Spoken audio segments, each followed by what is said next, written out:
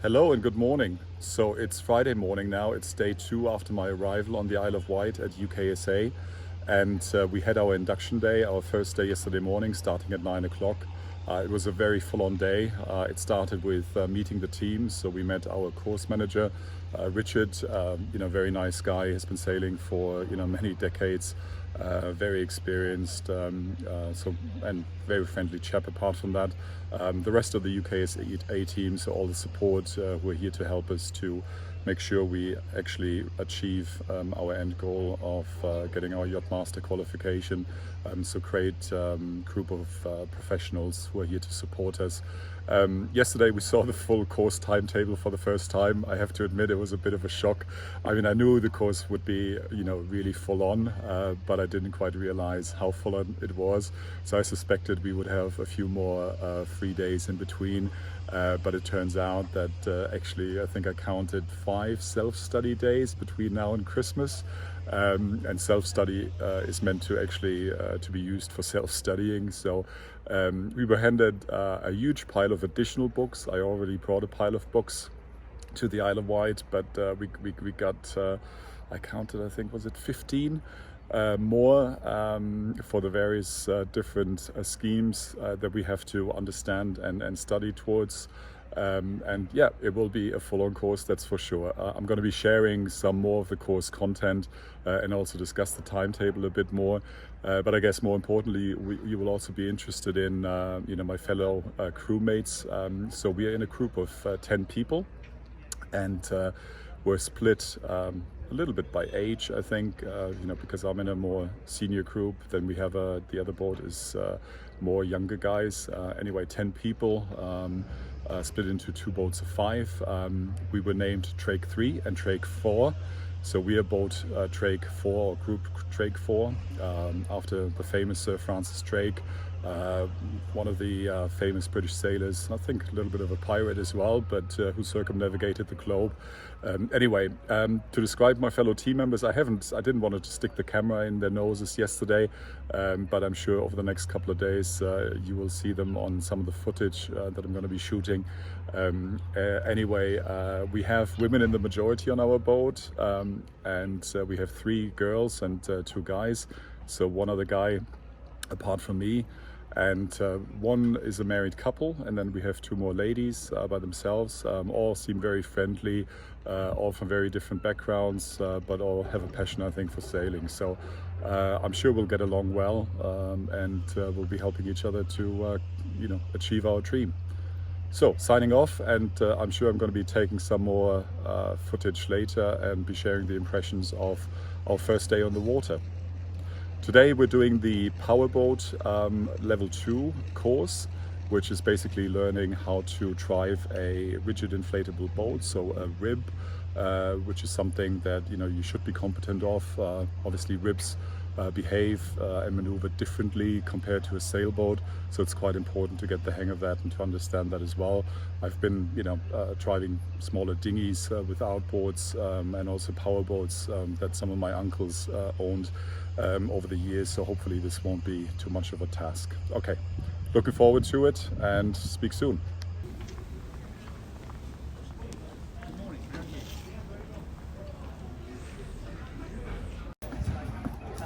I think our instructors are bringing dead men, or hopefully still conscious people. So they're going to be floating in the sea. They're going to try and fish out. And just to make it more interesting, they actually put heavy chains on them. That is it. A bit more realism. Realistic this is.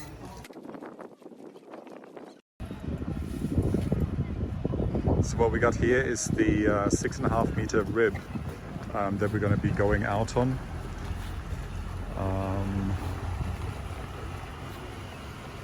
So a rigid inflatable boat, and here in that bucket with the red top we got our safety equipment, our flares, first aid kit, fire extinguisher, an extra kill cord in case you lose your kill cord for the engine. So kill cord is what you put on your body to make sure that actually if you went overboard the engine would stop.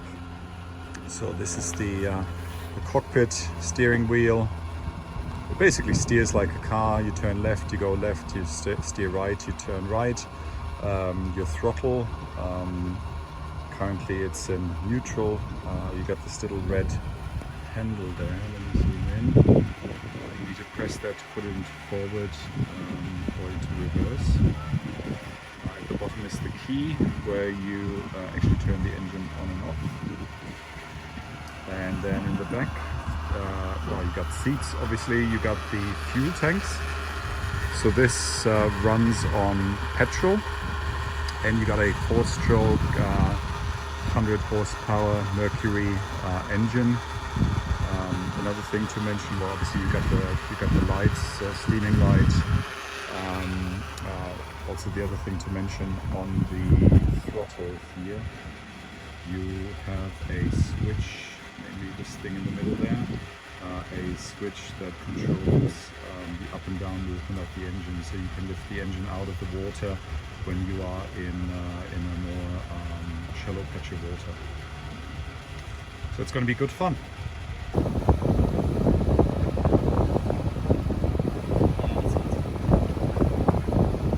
Perfect. It's fine.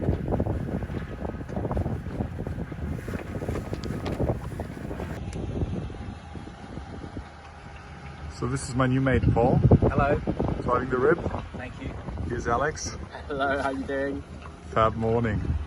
Good morning. Almost lunchtime, and we're doing 3-point turns now, boys, aren't we? Exactly, in the sun. Sunny cows.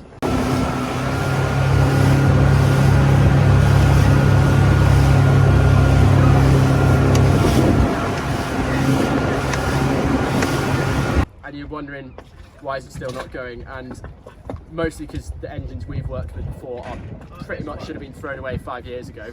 They couldn't get you struggling with this one. See, oh, the problem with the engine. No fuel. There's fuel in it. So we're now meeting the team. This is Paul. Hi. And Dee. Hi. And Kasha. Hi. We had an amazing day today, didn't we, guys? Good. So one member of the team is missing, but Bryony, who is the 5th person on board of Drake 4, she's already done her powerboat too. So she has 2 days off. Lucky girl. Brilliant first day on the water, second day here. Yeah, been really incredible. We had a mix of different weather. It was dry, thankfully, but you know, some cloud cover. But then also some amazing sunshine. Looking at myself in the mirror this evening, I definitely caught the sun today. So I think I need to slap some more sunscreen on tomorrow when we go out, and the weather is going to be similar. In summary, great day. Powerboat level 2 is what you need if you want to go out to be a recreational boat owner, for example. You know, the bigger the boat gets, I think you need to get a high level qualification, but with level 2 powerboat you can drive, you know, ribs. Ours was about 6.5 meters long. Again, quite a powerful engine on the back, 100 horsepower is the other rib that one of the other group of people took, was 115 horsepower 4-cylinder engine. So quite powerful machines. You can go very fast in them, about 15-20 knots quite easily. Yeah, I think you need to know what you're doing, and it was good just to refresh all of our knowledge. Again, high-speed maneuvering, but also mooring up, slow speed maneuvering, 3-point turns, so maneuvering in tight quarters. The interesting bit today was while we were all out there, the 3 boats, practicing our maneuvering and high speed gliding. Actually, one of our boats, at least as far as the police was concerned, got apparently a little bit too close to one of the big container ships, and they were stopped and sent the other way.